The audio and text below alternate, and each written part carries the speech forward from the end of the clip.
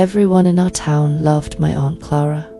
They used words like angel, selfless, and the kindest soul you'll ever meet when they talked about her.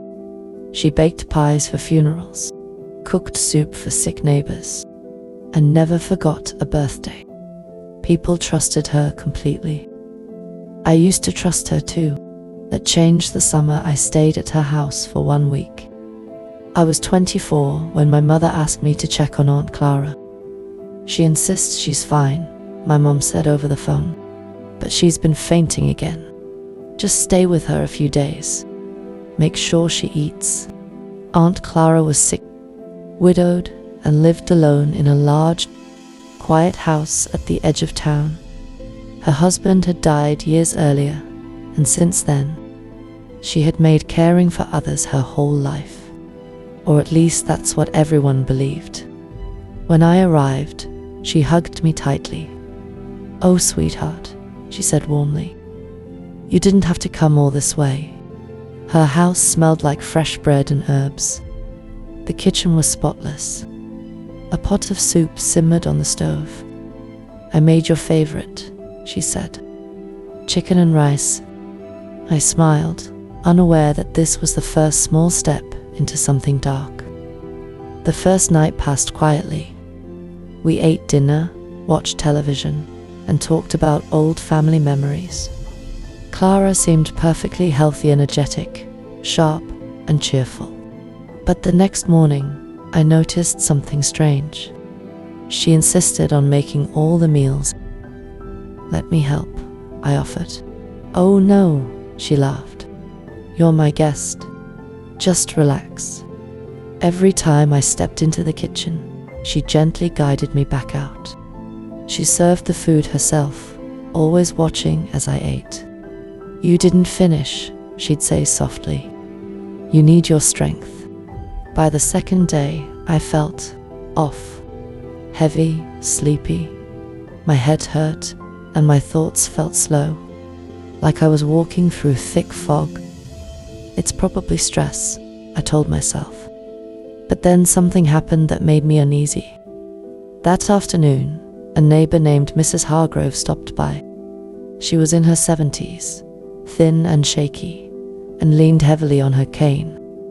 "Clara, dear," she said, "the soup you brought yesterday made me feel so tired. I slept almost all day." Clara smiled sympathetically. "Oh, that's just your body finally resting. You never slow down."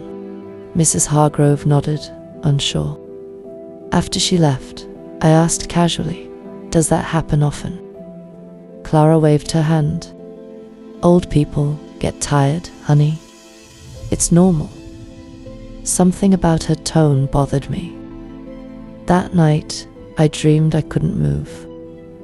I was awake, but trapped inside my body. I woke up drenched in sweat. By day 3, my symptoms were worse. I struggled to concentrate. I forgot simple things: where I put my phone, what day it was. My hands shook slightly. Clara noticed. "You look pale," she said kindly.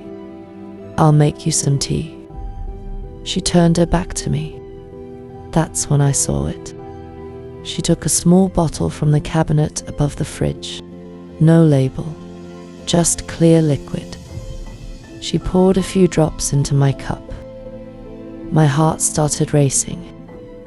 When she handed me the tea, I pretended to sip it, then set it down when she wasn't looking. "Feeling better already?"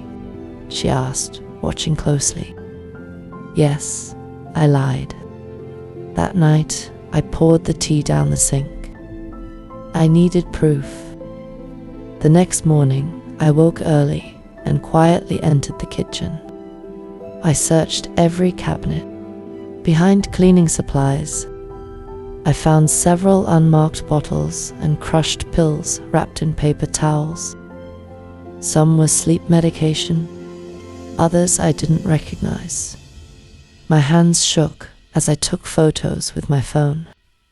Then I heard footsteps, looking for something. Clara asked calmly. She stood in the doorway, smiling. I forced a laugh. Just getting water. She watched me carefully, then nodded. Breakfast will be ready soon. I realized then she knew I suspected something. That afternoon, I called my mother from my room. I think Clara is poisoning people, I whispered. My mother laughed nervously. Don't be ridiculous. She adds things to the food. I saw it. There was silence. She helped your father when he was sick, my mum said finally. She's always helped everyone. That's when I understood. No one would believe me. That evening, Clara served dinner as usual. I made something special, she said, to help you sleep. I pushed the plate away. I'm not hungry. Her smile faded for the first time. You haven't been eating much, she said softly. That's not good. I know what you're doing, I said quietly. She stared at me, then sighed. You're too young to understand, she said. I help people rest. I help families move on. You're killing them. Gently she replied, and no one suffers. Her voice was calm, almost loving. That night, I didn't sleep. At 3 a.m., I heard her door open. I pretended to be asleep as she entered my room. I felt her standing over me. I smelled something bitter. Just before she touched me, I screamed. Lights turned on. She froze. I ran. The police didn't believe me at first, but the bottles did. The toxicology reports did. And so did the families of people who had grown weak after Clara's visits. And Clara was arrested. She never showed anger, only disappointment.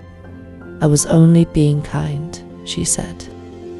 Now, when someone offers kindness to perfectly measured, to carefully controlled, I pay attention, because sometimes the most dangerous poison is served with a smile.